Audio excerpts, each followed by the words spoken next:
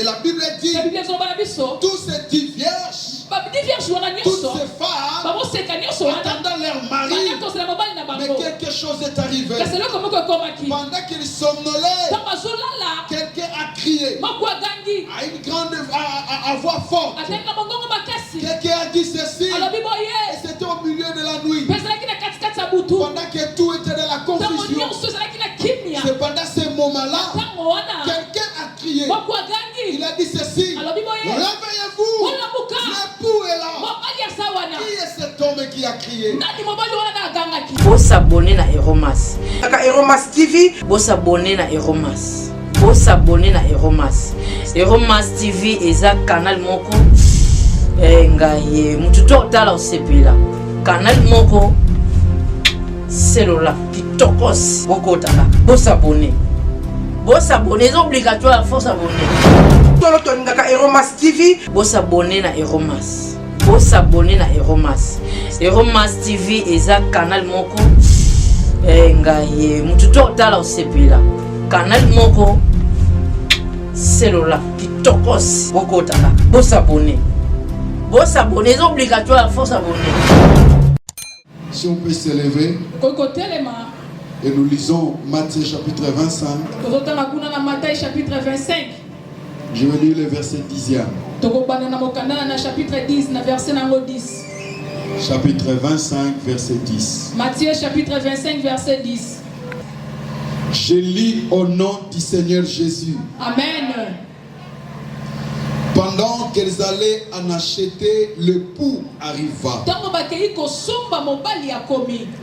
Celle qui était prête entrait avec lui dans la salle de noces.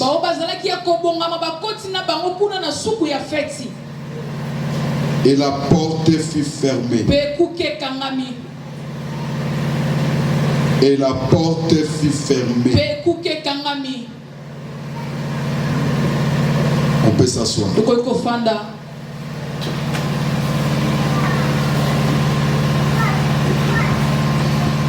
Mon message est intitulé Celle qui était prête. Ou encore être prêt. Être prêt. Je vais vous raconter une petite histoire. Au Brésil, on raconte qu'il y avait 4 jeunes qui ont pris la décision d'aller dans un pique-nique.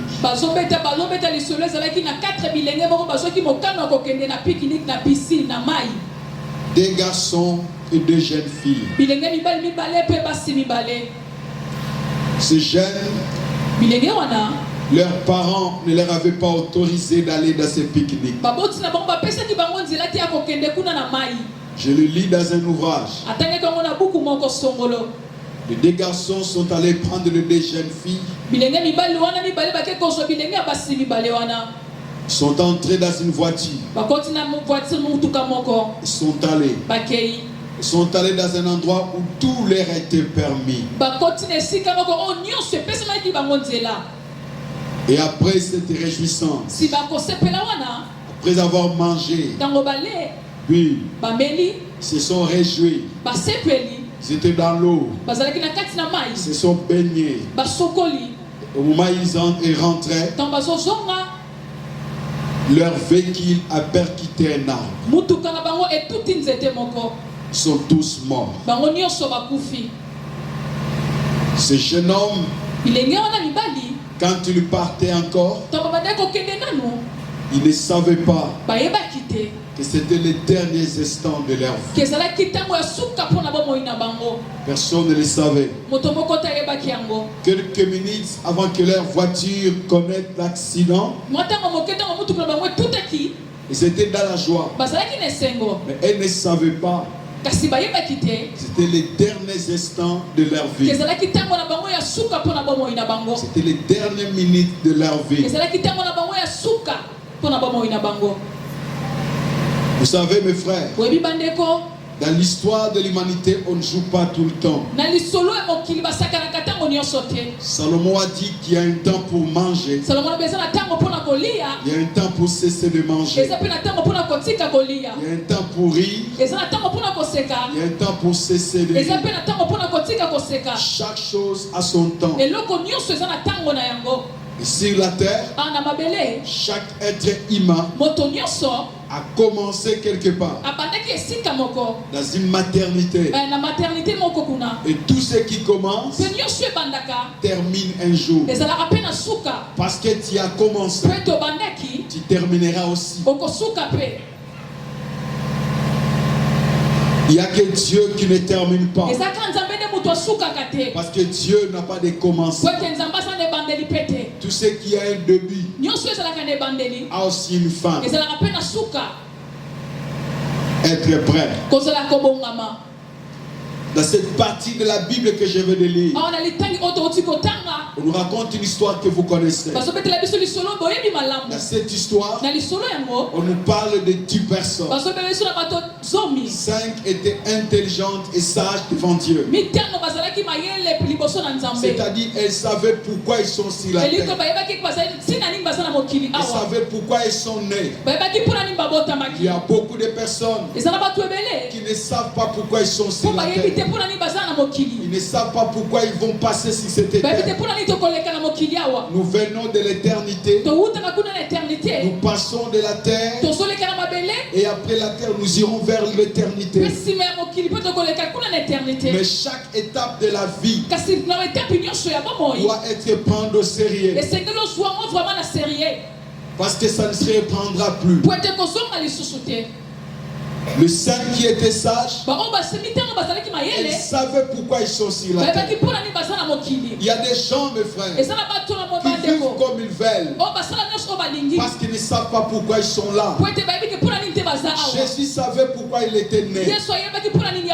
Il a dit à Pilate, voici pourquoi je suis né. Voici pourquoi je suis venu sur la terre. C'est pour rendre témoignage à la vérité. Pourquoi tu es né? Pourquoi tu es sur la terre? Et c'est vraiment pour ce que tu fais là? Et c'est pour ce que tu fais que tu es sur la terre? 7 autres n'étaient pas sages. Ils vivaient comme ils voulaient. Ils n'avaient pas pris de précautions pour vivre sur cette terre. Mais frère, la terre n'est pas éternelle. Mais frère, la gloire de la terre n'est pas éternelle. Mais frère, le plaisir du monde n'est pas éternel. C'est pas éternel. Chaque chose commence éternel. Et la Bible dit, pendant qu'elles étaient là, toutes ces 10 personnes, elles attendaient un mari. C'était le moment de mariage. Elles se sont bien préparées. Chacun à sa manière. Chacun à sa manière. Ou je vais dire chacune à sa manière. Et la Bible nous dit ceci. Au moment où elles attendaient l'époux, au moment où elles attendaient que l'époux arrive, certaines parmi elles entrèrent dans la distraction. Comme aujourd'hui, beaucoup sont en plein sommeil. Beaucoup sont encore distraits. Ils ne savent pas pourquoi ils sont sur la terre. Je t'informe, tu es sur la terre pour glorifier Dieu. Dans ta manière de vivre, dans ta manière de penser, dans ce que tu peux toucher, même dans les endroits où tu peux entrer, tu es obligé de glorifier Dieu. C'est pour ça que tu es sur la terre. Et la Bible dit, tous ces 10 vierges, toutes ces femmes, attendant leur mari, mais quelque chose est arrivé. Pendant qu'ils somnolaient, quelqu'un a crié à une grande à voix forte. Quelqu'un a dit ceci, et c'était au milieu de la nuit. Pendant que tout était dans la confusion, c'est pendant ce moment-là, quelqu'un a crié. Il a dit ceci, réveillez-vous, l'époux est là. Qui est cet crié? Qui est cette voix-là qui réveille les gens qui sont en plein sommeil? C'est la voix des évangélistes. C'est la voix des Kanyata. C'est la voix des prédicateurs de Dieu. J'ai dit prédicateurs de Dieu. Parce que tout le monde n'est pas prédicateur de Dieu. Il y a des gens que Dieu a choisis pour préparer les cœurs, pour préparer les cœurs à la rencontre avec Dieu. Qui a crié? C'est moi qui crie devant vous. Réveillez-vous. L'époux est à la porte. Mes frères, Jésus n'est pas loin. Il est à la porte. Il est à la porte. Et il frappe. Celui qui va ouvrir, Jésus entrera en lui. Il lui mangera avec lui. Manger avec Jésus. Manger avec Jésus. Quelle grâce. Alors la Bible dit, pendant que cette voix criait, les femmes se réveillaient. Mais toutes n'étaient pas prêtes. Il n'y avait que 5. C'est maintenant que je commence ma prédication. La Bible dit, celles qui étaient prêtes. Je répète encore. Celles qui étaient prêtes entraient dans la salle de noces. Celles qui étaient prêtes entraient dans la salle de noces. Cette salle de noces avait une porte. C'est comme cette porte là. Le pasteur Rosaire a laissé cela ouvert. Il a invité les gens pour écouter le message du salut. Mais cette porte ne restera pas toujours ouverte. Il y aura un moment la porte sera fermée. La Bible dit celles qui étaient prêtes, ils entrèrent et la porte fut fermée. Il y a celui qui est à côté de toi, la porte fut fermée. La porte fut fermée. Dis-lui encore, et la porte fut fermée. La porte fut fermée. Celles qui étaient prêtes entrèrent. Et la porte fut fermée. Mes frères, un jour, la porte du ciel sera fermée. Aujourd'hui, la porte est encore ouverte. Et Dieu continue à appeler. Il appelle des hommes, il appelle des femmes pour entrer dans sa maison, pour entrer dans la salle de noces, entrer dans la salle de fête. Et cette porte est encore ouverte. Mais un jour, cette porte sera fermée. La Bible dit celles qui n'étaient pas prêtes, quand ils sont venus, ils ont commencé à toquer à la porte. Ils disent Seigneur, ouvre-nous. La porte ne pouvait plus être ouverte. Quand Dieu ferme, personne ne peut plus ouvrir. Quand Dieu ferme, personne ne peut ouvrir. C'est ce qui est arrivé à l'époque de Noé. La porte était fermée. Il s'agissait de quelle porte? Cette expression, la porte fut fermée, ça se répète plusieurs fois dans la Bible. Dieu a donné l'ordre à Noé. Il a dit à Noé, avertis les hommes qu'il y aura un jugement. Un jugement par l'eau. Un jugement par une grande pluie. Il y aura des morts. Les gens ont écouté, mais les gens n'étaient pas prêts. Voyez mes frères, beaucoup écoutent, mais ne sont pas prêts. Il y a la différence entre écouter et être prêt. Vous pouvez écouter, mais vous n'êtes pas prêt. Il y a aussi la différence entre se préparer et être prêt. Très bien. Il y a cette grande différence. Il y a des gens qui se préparent, mais qui ne sont pas encore prêts. J'ai rencontré un jeune homme. Je lui ai parlé de Jésus. Ce jeune homme m'a dit ceci. Pasteur, un jour, je donnerai ma vie à Jésus. Un jour, j'abandonnerai ce que j'ai fait.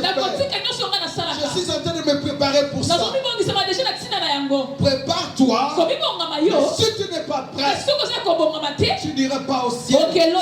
Quiconque entrera, c'est celui qui est prêt.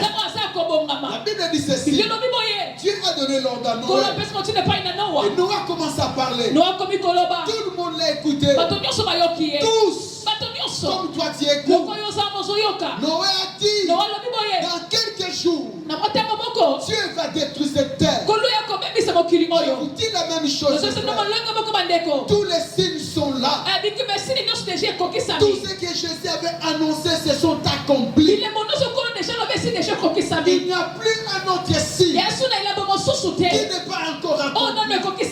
Tout est prêt. Tout est là pour que le Seigneur descende et prenne ses enfants. Ceux qui seront prêts, ils vont entrer avec lui. Es-tu prêt? Il y a encore la différence entre venir à l'église et être prêt. Venir à l'église, c'est une chose. Écouter la prédication, c'est une chose. Servir dans l'église, c'est une chose. Mais être prêt, c'est être dans l'engagement avec Dieu. C'est être dans l'harmonie avec Dieu. C'est être dans la relation permanente avec Dieu. Être prêt à mourir. Parce que par la mort nous rencontrons Dieu. Être prêt à être enlevé. Car l'enlèvement viendra à n'importe quel moment. Et personne n'avait écouté Noé. Alors Dieu a décidé de sauver des animaux. Et il a pris des animaux. Il faisait entrer des animaux dans son bateau. Les animaux sont entrés dans le bateau. Et la Bible dit, et Dieu ferma la porte. Une autre expression de la porte fermée. C'était à l'époque de Lot. Pendant que Lot parlait, il est entré dans sa maison. Et il y avait des gens qui sont venus pour faire l'homosexualité. Et la Bible dit ceci. À ce moment-là, Dieu ferma la porte. Parce que Lot avait fermé la porte. C'était normalement Dieu qui a fermé derrière lui. Si vous regardez dans la Bible, dans beaucoup d'endroits on parle de la porte fermée. Qu'est-ce que cela voulait dire? Cela veut dire ceci, mes frères. Un jour, ça serait trop tard. Les gens ne pouvaient plus être sauvés. Dieu quittera son trône de grâce. Il quittera son trône de pardon. Il quittera son trône de la miséricorde. Dieu se mettra sur un trône de jugement. Et son jugement sera terrible. Et ça va commencer à l'église. Ça va commencer là où les gens ont écouté le message. Voilà pourquoi il est dit d'être prêt. Soyez prêts, mes frères. Soyez prêts. Parce que nous pouvons mourir n'importe quand. Dans notre église, j'avais un frère. Ce frère s'appelait Igo. Ce frère était fort. Mais un jour, quoi qu'il venait souvent à l'église, un jour j'ai prêché sur Lazare. Je parlais des pauvres Lazare et de l'homme riche. Je fais appel à la repentance. Je vis ce frère s'élever. Il a pris la décision de donner sa vie à Jésus. C'était un vendredi. J'étais très étonné. Très étonné. Parce que je les connais. Ça fait longtemps qu'il est à l'église. Ça fait longtemps qu'il aime le Seigneur. Il servait même dans une équipe d'affermissement. Ça fait longtemps que je suis son pasteur. Mais comment il peut s'élever pour donner sa vie à Jésus? Et tout ce temps, il n'avait jamais crié. Et tout ce temps, il n'était pas encore prêt. Tout ça, ça me dérangeait. J'ai fini par appeler le frère. Je lui ai appelé. Je n'oublierai jamais ces jours. Parce que c'était un vendredi. Je lui ai dit, Igo, mais qu'est-ce qui se passe? Qu'est-ce qui a de donner ta vie à Jésus aujourd'hui. Ses frères m'ont dit, papa, après avoir écouté ces messages, j'ai compris que maintenant, je dois mettre ma vie en ordre. C'est comme ça qu'il m'avait dit. Je ne savais pas que c'était sa dernière parole. Alors, on a pris un rendez-vous. Il m'a dit ceci. Le lundi, je viendrai te voir pour te parler en détail. Mais je lui ai dit, déjà ce que tu as fait, le fait de prendre la décision de mettre ta vie en ordre, c'est déjà une bonne chose. Je lui ai encouragé. Il est parti. Le dimanche, après la prière, il est allé jouer au ballon. Il avait lavé son catch. Le catch qu'il aimait beaucoup. Il a mis ça sous le soleil. Et il a dit à quelques personnes qui étaient là que personne ne touche ce catch. Après le football, c'est ce que je veux mettre pour sortir. Il est parti au terrain. Et pendant qu'il jouait, il est tombé. Et quand il est tombé, les gens croyaient que c'était une blague. Parce qu'il n'était pas malade. On lui a amené dans un hôpital. Quelques-uns ont couru pour m'appeler. Quand ils m'ont appelé, j'ai dit à ceux qui sont venus, venez d'abord, nous allons prier. Parce que ce qui est important, ce n'est pas ma présence là-bas, mais la prière que nous pouvons faire.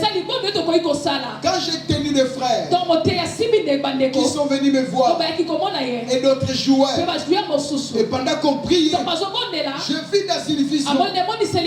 Ces frères étaient dans un cercueil. J'ai ouvert les yeux. J'étais avec mes frères. J'ai encore fermé les yeux. Et tout le monde priait. C'est moi qui conduisais la prière. J'ai encore ouvert les yeux. J'ai vu encore la même chose. Et à la fin de la prière, j'ai dit aux frères, notre frère le plus vivant. Je me rappelle quelqu'un m'avait dit, pasteur, ne dit pas comme ça. Et nous sommes rendus sur les lieux. À l'hôpital, il y avait beaucoup de gens. On ne pouvait pas laisser les gens entrer. Le docteur qui me connaissait m'a fait entrer. Et quand nous sommes entrés, le médecin m'a tenu à la main. Il m'a dit ceci, pasteur, ce frère est déjà mort. Je lui ai dit, quand est-ce qu'il est mort? Il m'a dit, quand on l'a mené déjà, il était déjà mort. Tout le monde était étonné. Mais moi, j'avais compris une chose. J'ai dit, ce qui s'est passé le vendredi, ces garçons avaient réglé sa situation.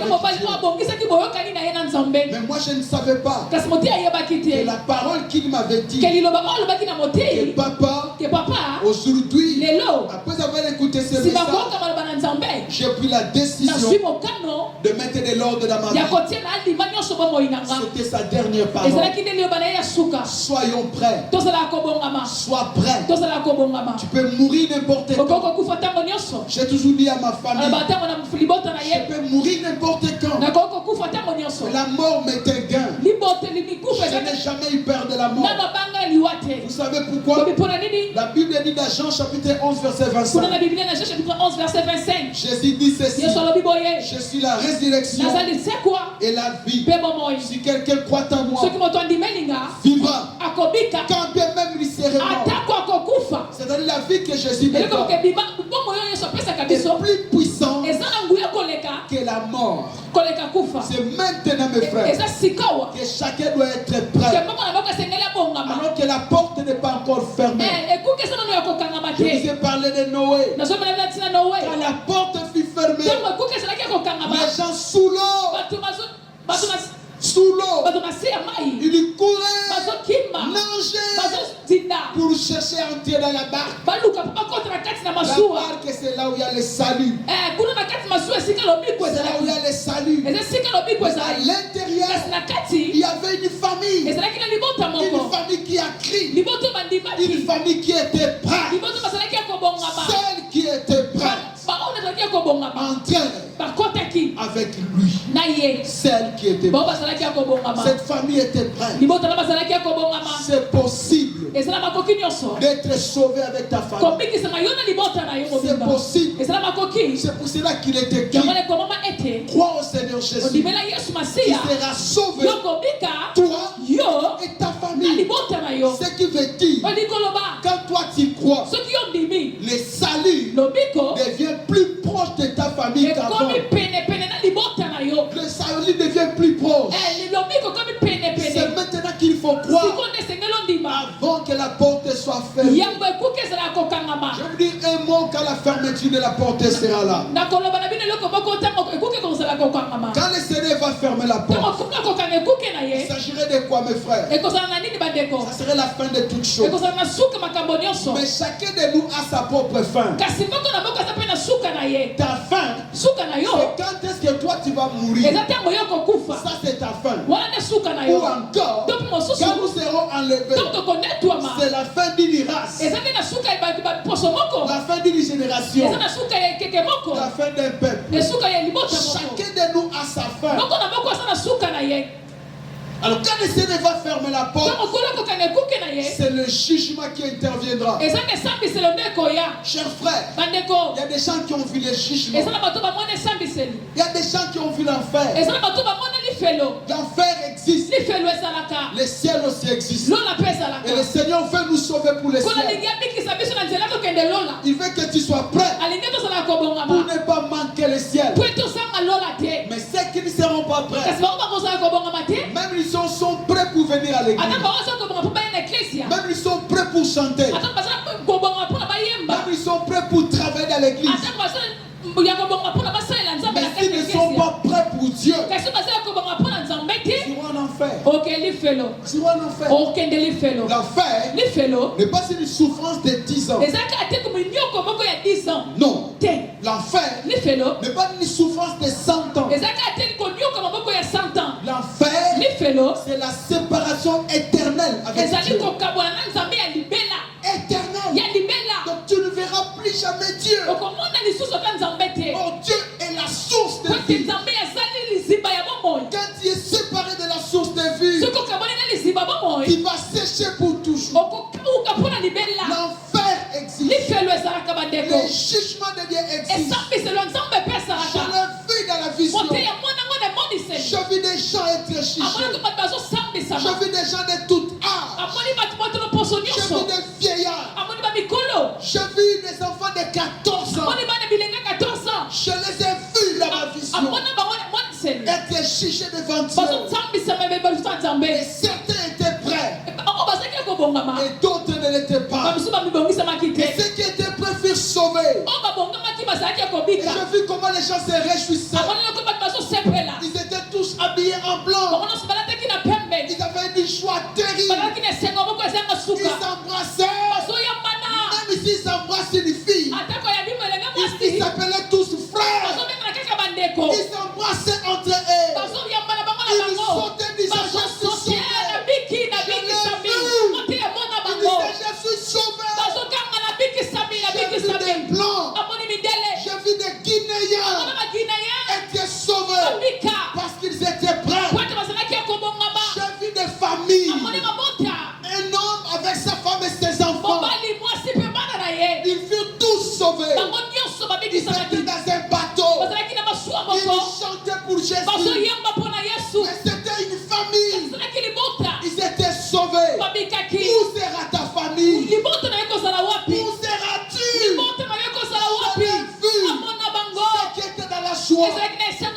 Et je me souviens dans ma vision, pendant qu'il était dans la joie, moi je pensais à ma famille. J'ai dit à un an, je vous dis vrai, j'ai dit à un an, je lui ai dit ceci: est-ce que tu peux aller voir ma famille?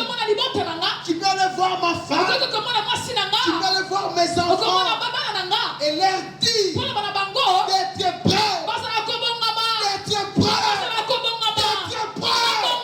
pour ne pas aller en enfer, et pour venir dans ces lieux.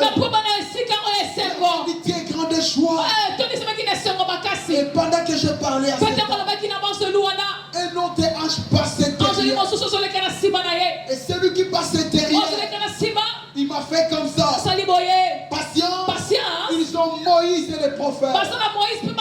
Tu les écoutes.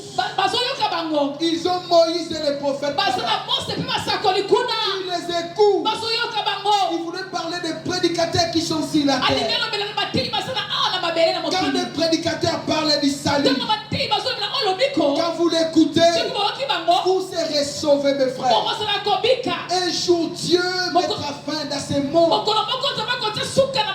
Heureux ceux qui sont prêts. Heureux ceux qui prendront la décision aujourd'hui d'être près devant Dieu. Être prêt signifie avoir Dieu en lui. Il donnera la possibilité de mener une vie nouvelle. Il ne faut pas s'interroger comment je vais abandonner tel péché. Comment je vais laisser tel garçon. Comment je vais laisser tel garçon. Ne t'interroge pas sur le comment. Jésus t'accordera la possibilité de mener une vie nouvelle. Il suffit de faire appel à lui. Et Jésus est la seule personne qui ne refuse jamais l'invitation de quelqu'un. Mes frères, je faisais des campagnes quelque part. C'était au Congo central. Dans un terrain de football. J'ai vu une maman. Elle était connue comme prostituée dans ces milieux-là. Elle avançait. Elle avançait. Elle pleurait. J'oublierai jamais ça. Elle est montée sur le podium. Et je termine par ici. Et cette jeune fille savait qu'elle n'était pas prête. Elle savait qu'elle était loin de Dieu. Venir à l'église n'est pas synonyme d'être sauvé. Nous prions que le Seigneur fasse à ce que les messages de la croix rentrent dans nos églises. Car le Seigneur est à la porte. Jeune fille est montée sur le podium. Elle a traversé toute la sécurité. Elle était là devant moi. Le podium était au-dessus comme ça. Nous deux. Elle me regardait. Je l'ai regardé. Et la fille m'a dit, évangéliste, le péché que j'ai fait, de papa d'autrui que j'ai fait fuir de moi. Elle a dit des mariages que j'ai disloqués, moi. Elle a dit des enfants que j'ai tués par avortement. Elle dit je ne crois jamais que Dieu pourrait me pardonner. Non. Elle avait des larmes aux yeux. Elle était très jolie. Je n'avais pas la réponse à lui donner. Mais je voyais le poids du péché sur elle. Si tu es culpabilisé, sache-le que tu n'es pas encore sauvé. Quand tu te condamnes toujours dans ton intérieur, tu n'es pas encore sauvé. La fille avait le poids du péché sur elle. Le péché pèse sur elle. Comme beaucoup de personnes, le péché pèse sur eux. Quand ils dorment, des songes du péché. Des songes du péché pendant qu'ils dorment. Parce qu'il y a le péché qui pèse sur lui. La fille pleurait. Elle a dit, je ne crois pas que Dieu pourrait me pardonner. Et quand je regardais la fille, n'ayant pas la réponse à lui donner, j'ai entendu une voix dans mon oreille. Et c'est par là que j'ai fini mon message. Cette voix dit ceci: patience, dis-lui, aucun de ses péchés n'est plus puissant que le sang de Jésus. Alléluia. Amen. J'ai dit à la fille, aucun de tes péchés n'est plus puissant que le sang de Jésus. La fille fut projetée par terre. Quand elle fut projetée par terre, quelques temps après s'est levée. Et quand elle s'est levée, elle nous a dit ceci: j'ai vu une main. Il dit grande main.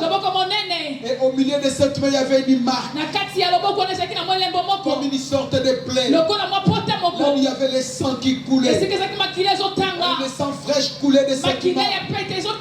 Et ce sang coulait sur moi. Et quand ça coulait sur elle, elle a dit, je fus projeté par terre. Et ce sang coulait sur moi. Elle a dit, voilà le sang de Jésus qui t'est là. Voilà le sang de Jésus qui te purifie. Et ce sang continue à couler jusqu'aujourd'hui. Ça continue à couler pour purifier quiconque s'approchera au bas de la croix, quel que soit le conteneur de ses péchés. Être prêt. Si tu es lavé par le sang de l'agneau, tu es prêt. Tant que tu n'es pas lavé par le sang de l'agneau, tu n'es pas prêt. Dieu est prêt. Jésus est prêt. C'est toi qui tardes. C'est à toi d'allumer, d'arranger ta vie avec lui. Il y a un temps pour jouer. Il y a un temps pour cesser de jouer. Fermons nos yeux. Yesu mokonzi mokolo monene. Oh Yesue, amen.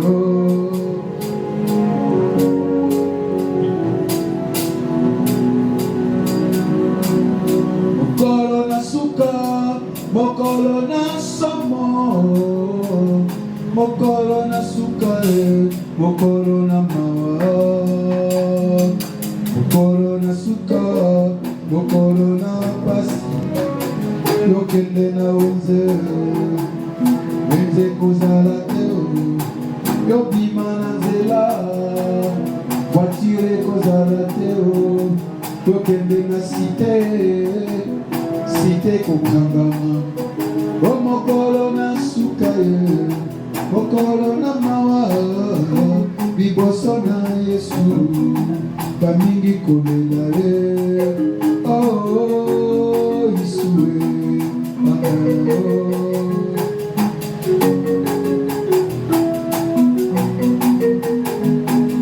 mokolo na suka, mokolo na somo, mokolo na suka, mokolo na mawa, mokolo na suka, mokolo na pasi, yo kende na weze. Kozala teo, obima lelengesa, mituke kozala teo, okende lekole, bekole kokangama, omokolo na sukae, mokolo na mawa, liboso na Yesu, bamingi kolela oh Yesue, amen.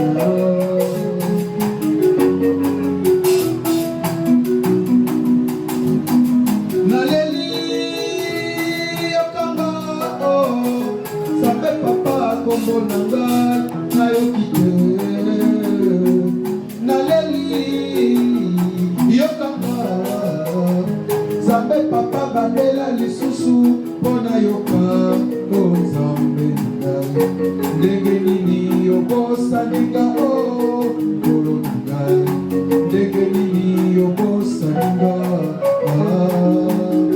tananga lelo na komi kotelenga na libanga ya